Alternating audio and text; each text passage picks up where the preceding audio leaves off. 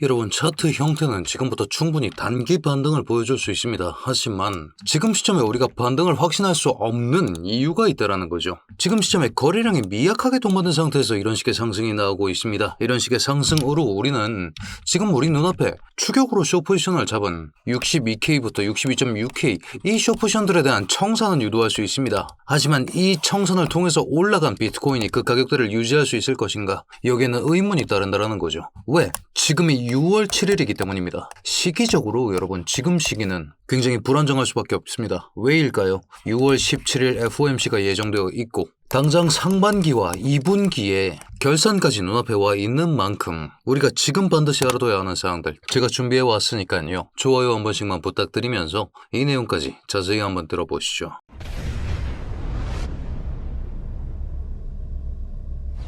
반갑습니다. 현명하게 매매하자 코인인사이트의 현우 트레이더 인사드립니다. 자, 사실 차트 상황으로 봤을 때 반등이 나올 수 있었던 자리는 맞았습니다. 우리가 이런 식으로 쐐기 패턴만 고집할 게 아니라 3월 29일을 기점으로 이런 식으로 채널을 한번 잡아봤을 때 지금 자리가 이 확장 채널의 하단을 뒤덮주면서 반등이 나오고 있다는 사실까지 여러분들이 명확하게 확인하실 수 있을 겁니다. 사실은 당황스러운 움직임의 연속이었죠. 절대 뚫릴 것 같지 않았던 60 라인 2월 6일 저점이 훼손되는 움직임을 통해서 지금 시장은 오히려 극도의 공포 상황에 빠졌다는 사실을 저는 잘 알고 있습니다. 지난 브리핑 통해서도 역사적 저점을 잡아야 된다. 최악의 장과 최고의 기회는 항상 같이 오는 법이다. 이렇게 말씀을 드려왔었고 여기서 공유드릴 수 있었던 숏 포지션에 대해서 저는 전저점 훼손 시점에 마지막 익절을 한 후 한시간봉 보겠습니다. 여기 이 저점 자리였죠. 59.3K 권역에서 15배 비트코인에 대한 진입을 늦지 않게 공유 드리면서 진입할 수 있었죠. 자, 하지만 저 또한 이 포지션 616에서 절반 익절한 후에 지금 시장을 두고 보고 있는 상황인데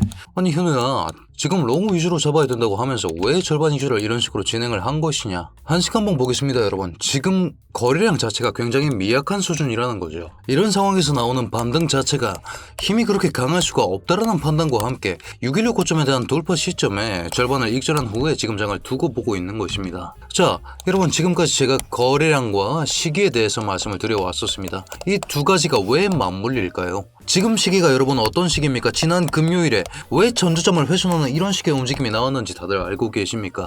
브리핑을 통해서 공유 드렸었죠. 고용 지표가 강하게 나와버렸습니다. 여러분, 비트코인은 금리에 특히나 치명적인 상품입니다. 그런 만큼 금리 인하가 굉장히 중요한 상품이라고 말씀을 드릴 수가 있겠는데 지난 금요일 비농업 고용지수와 실업률 자체가 특히나 비농업 고용지수가 예측치를 2배 이상 상회하는 움직임을 보여줬기 때문에 미국의 입장에서는 금리 인하를 할 수 있는 명분 자체를 상실한 겁니다. 여러분, 금리 인하는 인플레이션의 위험성을 담보하고 망해버린 경기를 살리기 위해서 진행을 하는데 지금 경기가 나쁘다면 고용 자체가 적게 나왔었겠죠.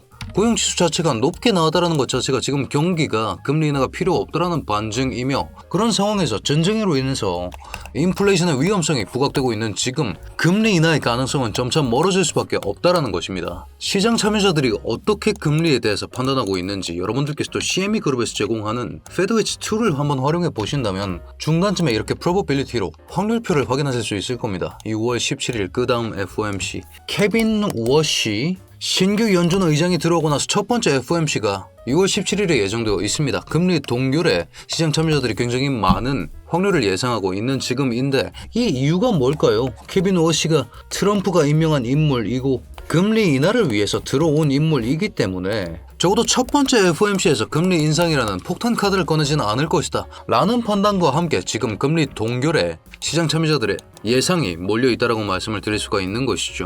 하지만 여러분, 예측에 불과합니다. 충분히 금리 인상이 가능한 환경입니다. 지금 그런 상황에서 오늘 6월 7일입니다. 여러분, 6월 7일 무슨 얘기입니까? 기관들의 리밸런싱 시즌이라는 거죠. 왜 리밸런싱을 합니까? 지금은 상반기의 마감 시즌이고 2분기의 마감 시즌입니다. 자, 그런 상황, 그렇다면 지금 기관은 리밸런싱을 하느라 정신이 없어서 자금을 돌릴 수 없습니다. 거기에 더불어서 금리 인상에 대한 불확실성까지 존재합니다. 여기까지 들어보셨을 때 여러분, 지금 장에 왜 수급이 받쳐주고 있지 않는지 여러분들께서도 이해하실 수가 있겠죠.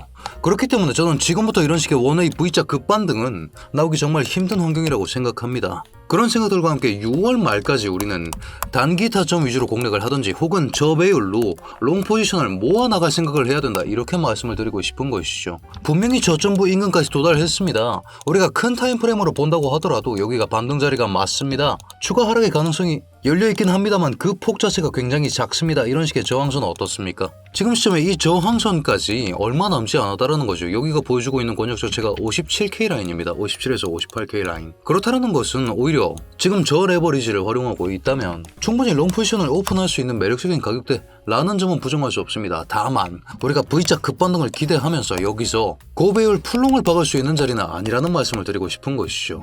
그런 생각들과 함께 거래량이 지속적으로 마르고 있다. 기관 리밸런싱과 FOMC 이슈 이 두 가지 불확실성 해소 전에는 수급이 받쳐주기 힘든 환경이라고 판단하고 있다. 단기 타점 위주로 공략하면서 저 레버리지는 분할 매집 가능한 구간으로 판단하고 있다라고 여러분들께 브리핑 드린 후에 지금 영상을 촬영하고 있습니다. 여러분들께서도 이런 식의 내용들 실시간으로 받아보실 수 있게끔 제가 오픈해둔 브리핑룸 그 입장 링크를 고정 댓글에 걸어두었습니다. 다만 여러분 입장 전에 아직까지 구독, 좋아요 눌러주지 않으셨다면 지금 한 번씩만 눌러주신 후에 제가 지금 자리를 어떻게 바라보고 있는지 그리고 어떤 자리에서 어떤 근거로 들어가는지까지 여러분들 파악해 보시면서 매매하시길 권장드리겠습니다. 자, 지금까지의 상황을 한번 요약해 보겠습니다. 지금 차트는 분명히 반등 자리가 맞습니다. 전저점에 대한 유동성 수입도 끝났고 여기에서 반등해 주지 못한다면 우리는 여기 이 장세, 이 매물대 속에서의 전저점까지 훼손해주는 그림이 필요합니다. 49K 라인까지 하락을 바라보고 계신 분들도 계시겠죠. 어떤 그림입니까? 아니 현우야, 채널 나왔고 기대 나왔다. 플래그다.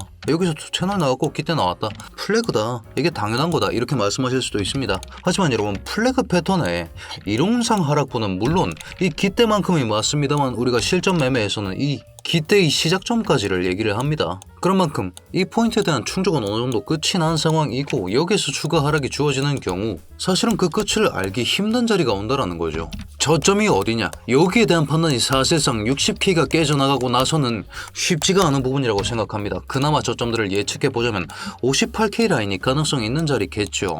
아니 현우야, 그러면 지금이 분명히 저점보는 맞는데 왜 반등이 안 나오느냐? 제가 말씀드린 두 가지 불확실성 때문이라고 저는 생각하고 있습니다.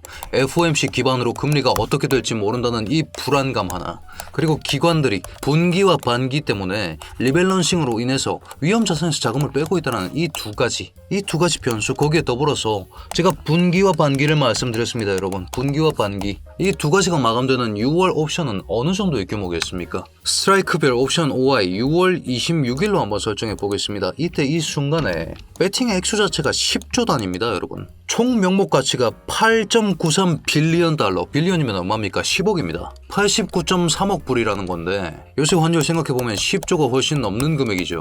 핵심적인 이벤트가 6월 17일 FOMC 이후에도 6월 26일 분기와 반기 옵션 만기까지 예정되어 있는 지금 장에서 V자 급반등은 힘든 환경이다. 그리고 이런 이벤트 전에 수급이 들어올 수가 없는 구조가 맞다. 이런 생각들과 함께 지금 자리에선 단기 타점 위주로 공략하셔야 된다라고 다시 한번 강조드리고 싶습니다.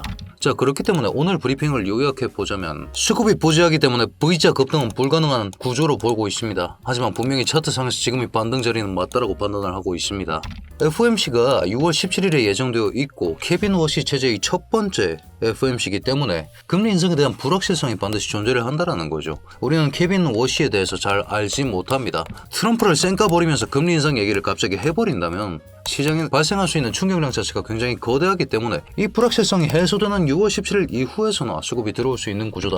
이렇게 말씀을 드릴 수가 있겠고, 지금 6월입니다. 상반기와 2분기에 대한 마감이 예정되어 있기 때문에 기관들은 리밸런싱을 하고 있고 기관 수급이 제한적인 상황입니다. 아니 현우야, 그러면 안 좋은 얘기만 해놓고 지금 왜 저배율 분할 매집 얘기를 하느냐? 지금까지 이 상황들을 미뤄본다고 하더라도 여러분, 코인베이스 프리미엄입니다. 기관의 매도량 자체가 굉장히 줄었습니다. 오히려 매수 우위로 변고까지 가능한 시점이라는 거죠. 기관들은 수급이 딸리는 환경상에서 리밸런싱을 하고 있는 환경상에서 파는 것을 줄였거나 오히려 사기 시작했다는 의미로 해석이 되고 있다는 거죠. 그렇기 때문에 저는 장기적으로는 롱뷰에 대해서 확신을 가지고 있습니다. 지금 장에서 기관이 덜 팔기 시작했고 사기 시작했다는 증거가 제 눈앞에 있기 때문입니다. 다만 그렇다고 해서 이런 V자 급반등을 기대하면서 풀롱 50배율, 100배율 이렇게 땡이려 버리면 이런 식의 청산 움직임을 피할 수가 없게 될 것이다. 이렇게 경고를 드리고 싶습니다. 자, 이런 생각들과 함께 지금은 단기 타점 위주로 정말 짧게 남들 스탑로스만 터뜨리는 그런 식의 움직임을 하든지, 그게 아니면 현물과 저 레버리지로 분할 매집을 하는 게 맞는 구간이라고 다시 한번 강조드리면서 여러분들 확인하셔야 되는 내용들은 제가 브리핑룸 통해서 지속적으로 업데이트 해드릴 예정이니까요. 오늘 분석도 마음에 드셨다면 여러분 댓글로 굿 한 글자씩만 부탁드리겠습니다. 자, 그렇다면 코인인사이트 구독자 여러분들 모두 성투하는 좋은 하루 되시길 바라겠습니다.